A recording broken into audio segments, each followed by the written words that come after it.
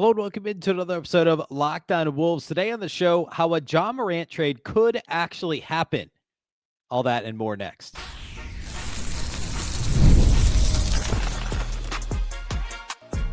You are Locked On Timberwolves, your daily Minnesota Timberwolves podcast. Part of the Locked On Podcast Network, your team every day. Hello and welcome to the Locked On Wolves podcast, part of the Locked On Podcast Network. Now the number one sports podcast network that you can find. That's right, the number one sports podcast network. Today's episode is brought to you by FanDuel. Right now, new customers can bet just $5. And if your bet wins, you'll get $300 in bonus bets to use across the app. Head to FanDuel.com to get started. Happy Thursday, everybody. We are almost to Timberwolves game day. Tomorrow, it's a weirdly long 3-day break in the middle of the week. Today on the show, we're going to dig into Ja Morant. And it's been like roughly a week since he was mentioned as a possible, that the Wolves had checked in on Ja Morant. There's been a little more steam this week. So it's about time we talk about it. And I'll tell you exactly how it could happen, and not just how it could happen, almost how it has to happen. There's only so many ways, so many permutations of a potential Ja Morant trade that are even possible for Minnesota. So I'll give you kind of the 2 or 3 options for Minnesota to trade for Ja Morant if they wanted to do it. Also give you my 2 cents. Not that you asked. Well, you kind of did. You're listening to the show. I'll tell you what I think about it, if I think they should do it, if it's one of these potential scenarios. So we'll break all that down to start today. We got plenty of other stuff to talk about too. I want to get into some of the weird big man lineup data for Minnesota, the Julius Randle and Rudy Gobert numbers. What happens when one is on and the other one's off, and when they play together? It's a dramatic difference. We'll talk a little Donte DiVincenzo as well toward the end of the show and what he's doing differently this year versus last year. Big thank you off the top for making Locked On Wolves your first listen every single day. Of course, this show is free and available everywhere. That includes YouTube as well as all of your favorite audio platforms. Wherever you like to listen to podcasts, you can find Locked On Wolves. All right, so the first kind of smoke around the Ja Morant situation was, I think the first, there was something about it last week. There was some reporting that the Wolves had checked in. There was some more discussion about it here in the last, or I think that the Wolves were keeping an eye. I'm going to find the exact verbiage. Shams had reported, about a week ago, New York Post had reported the Wolves had some interest, that there was some interest in, or I'm sorry, was it Shams? No, Sam Amick of The Athletic had reported that the Timberwolves were one of the teams that had checked in on Ja Morant. More recently, this week, John Krasinski confirmed in a radio appearance that the Timberwolves are testing the waters, is the phraseology he used. In terms of their interest in Morant, he said that if they haven't found a point guard answer by December, that they could look harder at Ja Morant. Okay. Now, first, I want to tackle the premise of why those would be interested in Ja Morant very quickly. Obviously, he's an All-NBA player when healthy, when he's on the floor. There's no question about that. He would make the Timberwolves and any other team better. The best version of Ja Morant is an All-NBA player, straight up. Like it just is. I'm not going to get into potential actual roster fit today because I think on its face, it'd be hard to argue that he doesn't make the team better. We can talk about fit, and we will if it becomes more of a reality. But, he was literally All-NBA second team. It was a few years ago now. He's a 2-time All-Star, obviously won Rookie of the Year several years ago. Like, he would make the Timberwolves better, and yes, point guard is the Timberwolves' biggest need. I think the usage stuff, like him versus Ant and their playing styles and how they would coexist, and adding somebody who is a below-average three-point shooter in Ja Morant, and inevitably, we'll talk about what the Wolves would trade. You're going to hurt your spacing if you move Ja, or you acquire Ja and you move out any combination of guys, right? You're going to hurt your spacing a little bit. You're going to hurt your outside shooting. Unquestionably, the top line, the ceiling of the Wolves roster would improve. So I'm not arguing against that, or I'm not arguing that point today. So yes, you would make a move for Ja Morant if you could. Even if the mechanics are a little bit clunky. So there's that. Then there's also the piece that John Krasinski mentions, which is if the Wolves haven't solved the point guard situation by December. Well, like we talked a little bit about this on yesterday's show, they kind of solved it with Julius Randle through 11 games. Obvious caveat, we're 11 games in. Julius Randle is essentially the Timberwolves point guard right now. Between Julius and Ant, that's where all your playmaking is coming from. And perhaps that dries up a little bit in the playoffs. It becomes more challenging when you've got, the ball pressure from the Thunders and such of the world that are going to make your life miserable. Now, the counterpoint there is somebody else brings the ball up the floor and Randle's initiating the offense in the half court. That's, I think, what the Wolves would do. It's what they're largely doing anyway currently. But I think, like, I don't know that the Wolves are going to magically, quote, solve the point guard problem in the next 3 weeks, because Rob Dillingham has still been Rob Dillingham to this point this season, which to this point hasn't been a good thing. Like, there's a lot of growth to be had. I don't think he's suddenly going to become a starting caliber point guard on a finals team in the next 3 weeks. I think it's unlikely. He may eventually, he may even do it later this year, but I don't think December is a fair timeline to assume that that's going to happen. That's it. That's your list of options. It's Julius Randle. It's Anthony Edwards. It is Rob Dillingham. And yeah, Mike Conley is Mike Conley. And he's been fine off the bench. He's been good this year. Lineups with Conley have been good. He's been an important piece. He shot the ball well. But there's a ceiling, there's a limit, there's a cap on what he could do based on his age and what we saw last year and what he's able to do and really, frankly, not able to do defensively. So I don't know what's changing between now and December. That feels like a really false kind of deadline that we're putting out there. And I'm not coming at John at all, because I'm sure that's what he's heard. And I get it from the sense of, like, we want to give this a little more time. I just don't know that we're solving the point guard problem. No one's solving this problem in the next 3 weeks. Rob Dillingham isn't becoming all-star Rob Dillingham in 3 weeks. He's just not. I think the more accurate way to read that would be if the Timberwolves lose 5 of their next 10 games, or if they come out of the stretch against really, non-playoff teams poorly, then yeah, it's time to shake things up, because then everyone's feeling the heat. Chris Finch is feeling the heat. Tim Conley, to some extent, would be feeling the heat. Like, let's shake it up, right? Step back 10,000 foot view it would be silly to make the decision based on 3 weeks in November, but like, I get it. That would be, I think, the more accurate argument. Now, how could the Wolves trade for Ja Morant? Well, there's really only a couple ways they could go about it. The Ringer wrote about this the other day. This was Michael Pina on the Ringer. He suggested the Timberwolves would offer Jaden McDaniels, Rod Dillingham, and Mike Conley. So the reason why there's a limited number of options here is because Minnesota cannot take back less money than they send out, because they're hard capped. Minnesota has to take back, it has to be the same amount of dollars or more, in which case then they're also paying a tax on that, right? It's to penalize teams for being where they are in the cap, for, managing themselves into this position. So to make this trade, unless you do it dollar for dollar perfectly, and I'm not sure they can quite do that, you're essentially paying a tax on what you're taking back. So they can't take back less salary. Usually there's like a plus minus percentage that you can take back less than what you're sending out. So that means Minnesota has to send out more than $39 million, $39.4 million, which is what Ja Morant is making. So who would be part of this deal? Well, it's not going to be Anthony Edwards. It's not going to be Jaden McDaniels. I don't think. Well, I say that. The Pina article has McDaniels in it. For the sake of argument, we'll say it's not going to be Ant. It's not going to be Rudy Gobert. Okay? Those are your two highest paid guys. Then you get into the Jaden McDaniels, Naz Reid level in Julius Randle. And then after that, the only other guy that's making more than $10 million is Donte, who's making just under $12 million. So it's got to be some combination of those guys. When I first tried to build an offer, I tried to build it around Donte DiVincenzo, Mike Conley, who's, of course, got the expiring. There's been rumblings he'd like to finish his career in Memphis. True or not, it makes sense for him to be involved. So DiVincenzo, Mike Conley, and Rob Dillingham. But that doesn't quite get you there. And, I mean, those three together get you to basically 30-ish million. And where do you get your other 9-ish million? You can't do it by combining all your $2 million salaries for your Shannons and Ingles and Millers and Clarks. Like, you can't do that. So you can't build it that way. That means you have to include one of Julius Randle, Jaden McDaniels, or Naz Reid. The Ringer is supposing Jaden McDaniels would be included. And I have no doubt Memphis would start there and say, you got to include Jaden McDaniels. The Wolves will not want to trade Jaden McDaniels. Jaden McDaniels we talked a lot about him yesterday. He's been phenomenal so far this season. And even if he hadn't been phenomenal offensively so far this season, the defensive value, especially on a team that has Ja Morant in the backcourt, is so much that I don't think Minnesota could include Jaden McDaniels. I just don't think that's a realistic trade. And I would be really upset if Minnesota traded Jaden McDaniels. It would be a poor trade to include McDaniels in a Ja Morant trade. This season, obviously it's not even close. McDaniels has been much better than Morant.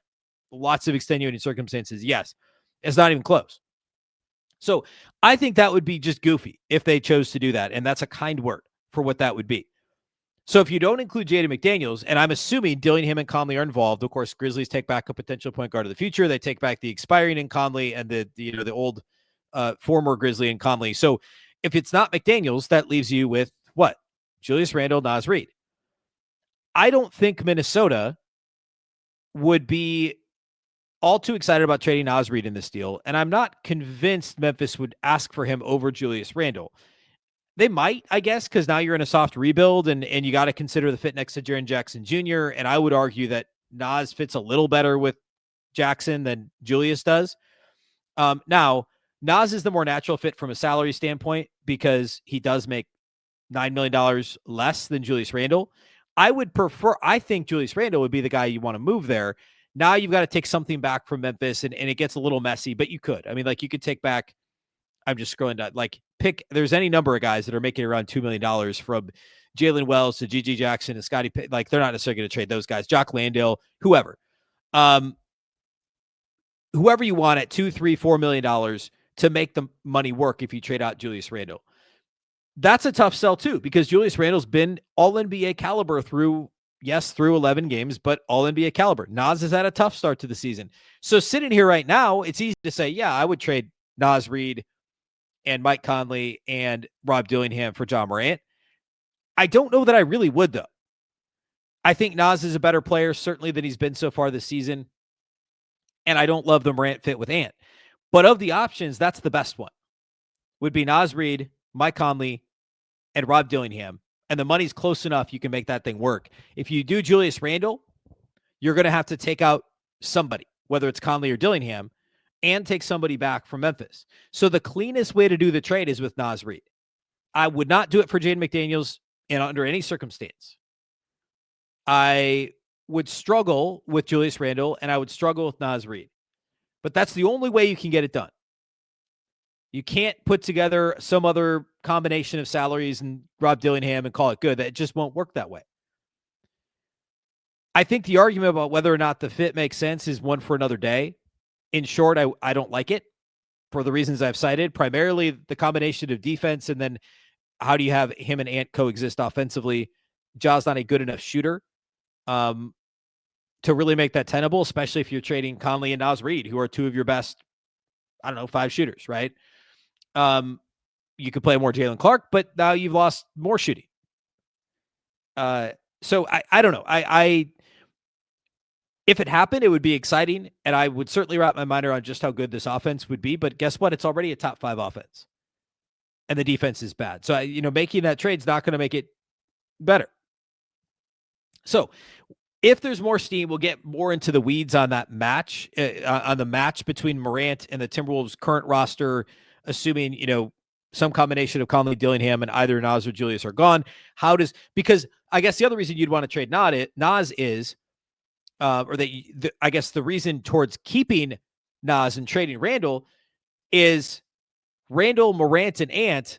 That's tough from a sharing the ball perspective and a spacing perspective. I know Julius has shot the ball well from 3, and he may continue to do so, but Naz is unequivocally a better shooter than Julius Randle from the perimeter, and I think it's a better sell to have Naz play with Ja Morant and Anthony Edwards than it is Julius Randle. So there's arguments on both sides of it. It would be clunky no matter how you slice it, but it's a real possibility as long as it fits the parameters that I laid out there from a salary standpoint. So it's something to keep an eye on. I don't think it happens, certainly not in the next few weeks, and I would be surprised if it happened at all. It would take Minnesota having a bad swoon here between now and call it December 1st for it to be a real thing. I think it's more that than it would be solving the point guard situation just based on, what is that? What is solving it, as we already talked about? So anyway, that's my take on the Ja Morant situation. Obviously, keep an eye on it moving forward. I want to talk about the lineups next, Randle and Gobert specifically, what those front court rotations have looked like and why the Wolves are such a different team with those guys on the court together versus when only one of them's on the court. What's most different about those different lineup combinations? We'll do all that here next.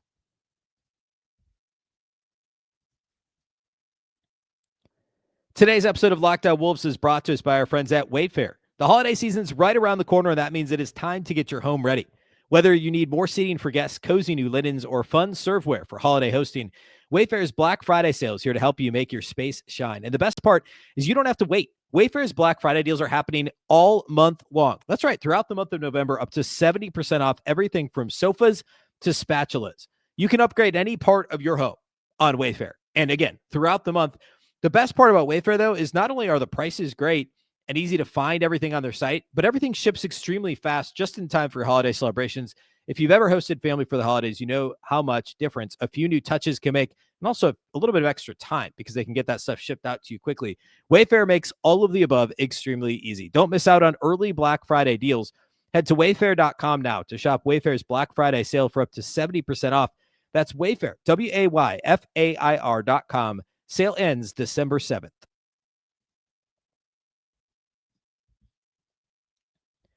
Big thank you once again for making Locked On Wolves your first listen every day. And of course, a reminder, we are now the #1 sports podcast network, and we could not do it without you. Big thank you again for making us your first listen every single day. All right. We talked Ja. Now let's talk rotation. The Timberwolves right now are a top 5 offensive team. They're a bottom 10 defensive team, although I think that's going to start shifting a little bit. Certainly some of these opponents that they're facing is going to kind of help even all that out where it should be, or at least raise the defense to where it needs to be. I think it's fascinating when you look at the Timberwolves front court specifically and the numbers of regarding when Rudy, Gobert, and Julius Randle play together versus when they play apart. When those two players are on the floor together, the Timberwolves are a 99th percentile 5-man unit with Gobert and Randle on the floor, a plus 21.1. We're 11 games in. The numbers are crazy right now. But 11 games is enough of a sample. We're talking almost 500 possessions playing together, and they're a plus 21.1 differential on cleaning the glass. Offensively, they're a 98th percentile unit, and they're 100th percentile in effective field goal percentage, 63% when Gobert and Randle share the floor. 98th percentile offensive unit. Defensively, they're a 92nd percentile unit, giving up under 107 points per 100 possessions. Okay, so they're sharing the floor together. I guess the high point there is the 99th percentile plus 21.1. Now, when Rudy's on the floor, but Julius Randle's on the bench, this becomes a first percentile offense. And overall is a 37th percentile 5-man unit, a minus 3.8 overall. Okay. So take Julius off, Rudy's on, the offense is miserable, and the unit overall is a minus 3.8. The defense, for what it's worth, is 97th percentile with Julius off and Rudy on. Okay. Julius off, Rudy on. It's a first percentile offense, a 97th percentile defense, and that all nets out to 37th percentile overall and a minus 3.8. Now flip it. Gobert leaves, Julius Randle stays on. And what do you think happens? The exact opposite. Remember, 97th percentile defense, first percentile offense. Ready for this? 100th percentile offense and a 0 percentile defense. So it's even more extreme, and the overall results is a 30th percentile 5-man unit, minus 5.8. Nearly the same number of possessions, slightly more with Rudy off and Julius on, but it's within a dozen or so. So the exact opposite. I'll say it one more time. 97th percentile defense and a first percentile offense with Rudy and no Julius. A 0 percentile defense and a 100th percentile offense with Julius on the floor and Rudy off the floor. And together, they're phenomenal. So what does that speak to? Well, there's a couple things. First, I think it speaks to just how bad the bench has been.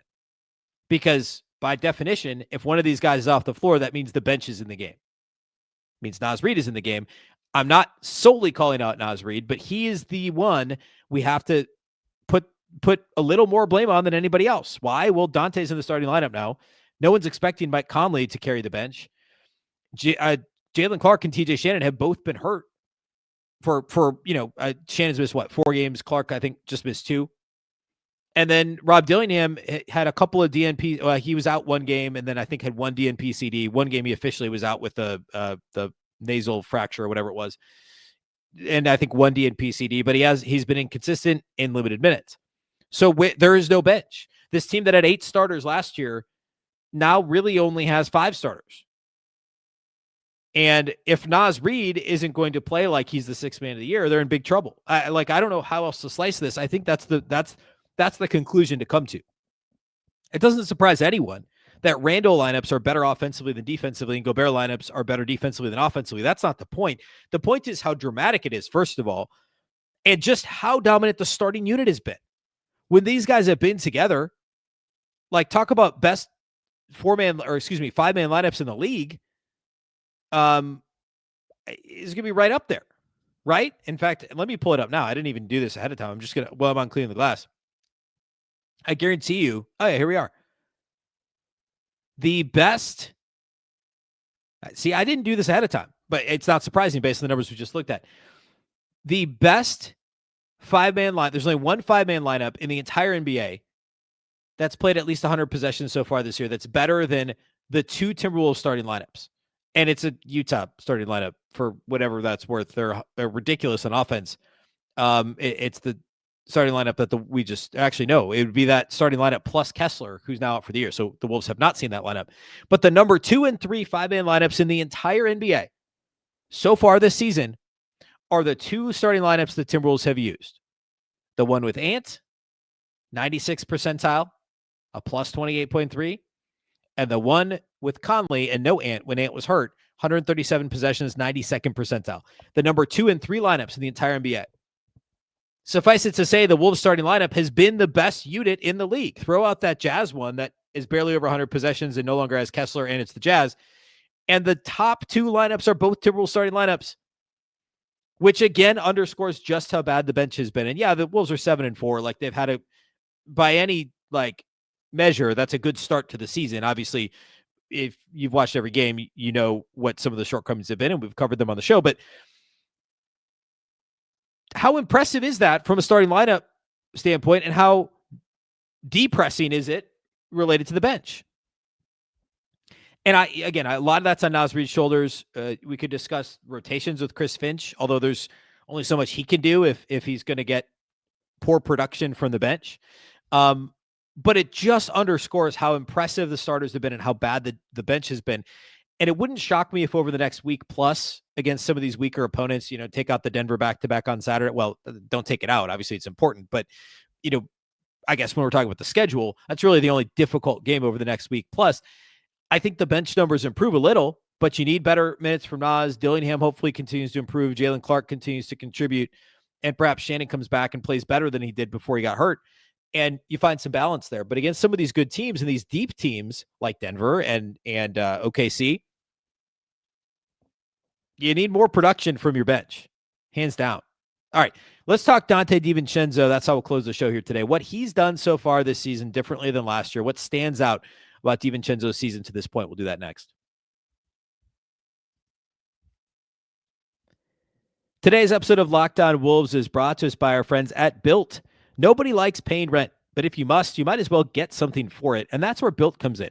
BILT is changing the game by turning your rent payment into real rewards you can actually use. When you pay rent through BILT, you earn flexible points that can be redeemed toward hundreds of hotels and airlines, a future rent payment, your next Lyft ride, and more. But BILT isn't just about rent. It's about rewarding you around your entire neighborhood. Well, I love that with BILT, your rent finally works for you. You're earning points every month on something that you already have to pay anyway. So whether you're grabbing food or heading to the gym, you could still be earning rewards. BILT has made everyday life feel more rewarding, from your neighborhood to your travel plans. Turn your rent into rewards and start earning points around your neighborhood by going to joinbuilt.com/LockedOnNBA. Listen to how it's spelled here. That's joinbuilt, JOINBILT.com/LockedOnNBA. Make sure to use that link so that they know that we sent you.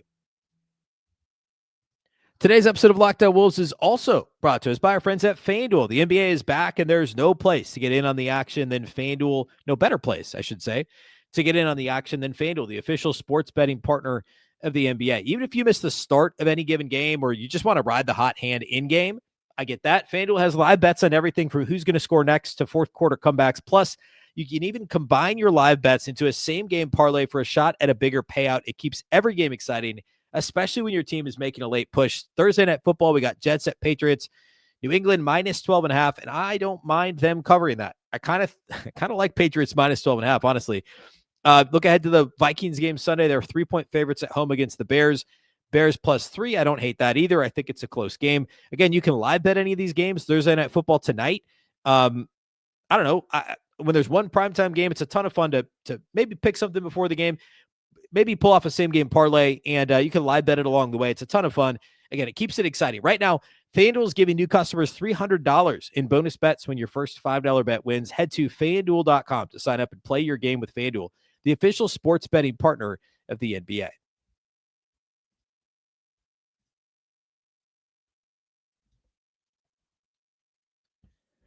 All right, let's talk Donte DiVincenzo. So what I want to hit here is a little bit like what I did yesterday with Julius Randle on Wednesday's show. Julius Randle and who else did we talk about? We talked about Julius Randle and Jaden McDaniels. What's changed the most about their games?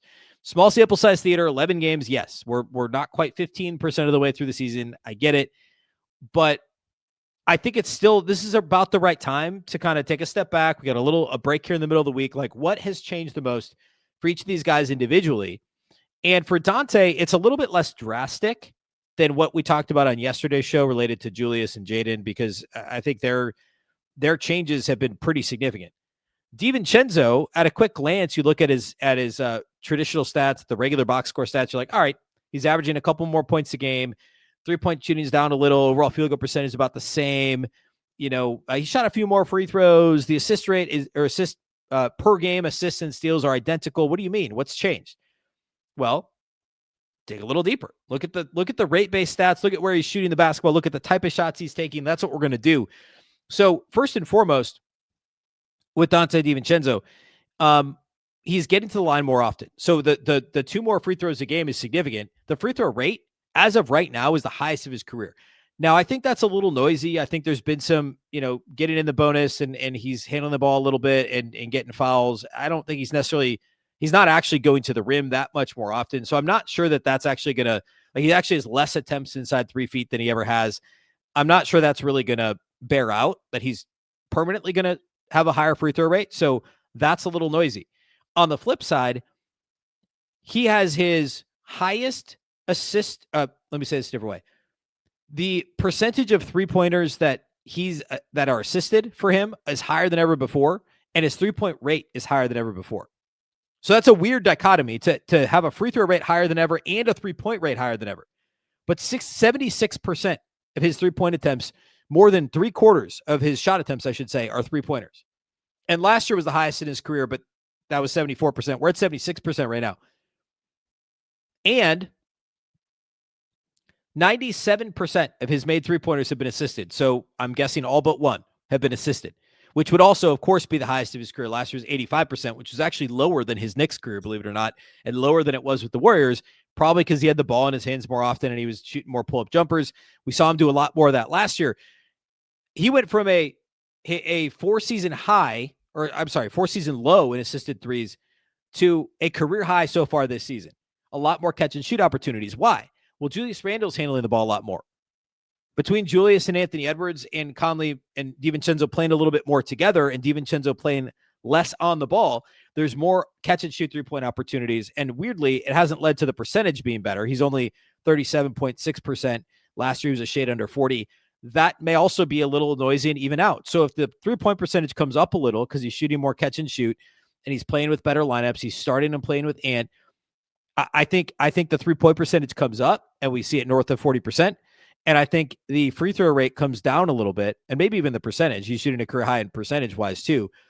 And I think it all kind of evens out, and we probably see his per game point scoring total roughly where it is now, which is about 14 points a game, up over at 11.5 from last year, and just a little shy of 15.5, which is what it was in his lone season with the Knicks. So more assisted threes. He's shooting more free throws. He's playing more off the ball. I think it coincides with Julius Randle initiating more offense. And I think the output is overall similar to what we're going to see over the course of the season. I just think the way he goes about it is going to adjust a little. I think he starts making more threes and he shoots less free throws. But ultimately, we're going to be talking 14, 15 points a game for DiVincenzo. All right. Last thing real quickly is the ESPN power rankings. I may dig in on this a little bit more tomorrow since we ran out of time today. But Minnesota's up to 9th in the power rankings, up from 16 a week ago. it's a little aggressive in my mind, given the opponents that they've beaten over last week. What, the Jazz twice and the Kings once. But we'll take it, right? I mean, like, they get Sacramento and then upcoming Dallas, who just fired Nico Harrison. Like, 2 of the next 3 are very winnable games as well. Denver on a second night of a back-to-back Saturday, but by all indications, the vibes on Saturday night with the court, the Prince jerseys, and I don't know, the Kevin Garnett stuff on social makes me think maybe KG. The vibes on Saturday are going to be really good, so perhaps they do pull that one out against Denver on Saturday night. So anyway, 9th in the power rankings, ahead of Miami, ahead of Milwaukee, ahead of the Bulls, who have gone on a swoon, ahead of the Sixers, who are also in a bit of a swoon right now too. Interesting stuff. I was a little surprised they're as high as they were. So perhaps we'll talk more about the league landscape on tomorrow's show. I'll tell you what we'll for sure do tomorrow, and that's preview the Timberwolves weekend. We'll talk both about the Wolves game against the Kings Friday night. We just saw Sacramento Sunday. We'll talk about it anyway. We'll talk about that matchup, what to expect, what the Kings have done this week since we last saw them. We'll also talk about Wolves Nuggets Saturday and get you ready for that one too. So a packed show for your Friday. A big thank you for making Locked On Wolves your first listen every day. Of course, this show is free and available everywhere. It includes YouTube. Wherever you like to listen to podcasts, you can find Locked On Wolves, and of course also watch on YouTube. A reminder that for your second listen, you can check out the Locked On Fantasy Basketball Show. Josh Lloyd hosts the #1 fantasy basketball podcast, giving you daily tips and helping you win your league, all while making you a smarter NBA fan. Find Locked On Fantasy Basketball on YouTube, wherever you listen to podcasts, part of the Locked On Podcast Network, your team every day. Of course, this show is also part of that very same podcast network, the #1 sports podcast network that you can find anywhere out there. #1, everywhere. The Locked On Podcast Network overall as a sports network is #1. Super exciting stuff. And of course, we couldn't do it without you, the loyal listener. A big thank you for making us your first listen every single day. Once again, I'm Ben Beecken. This is the Locked On Wolves podcast. We'll catch you next time.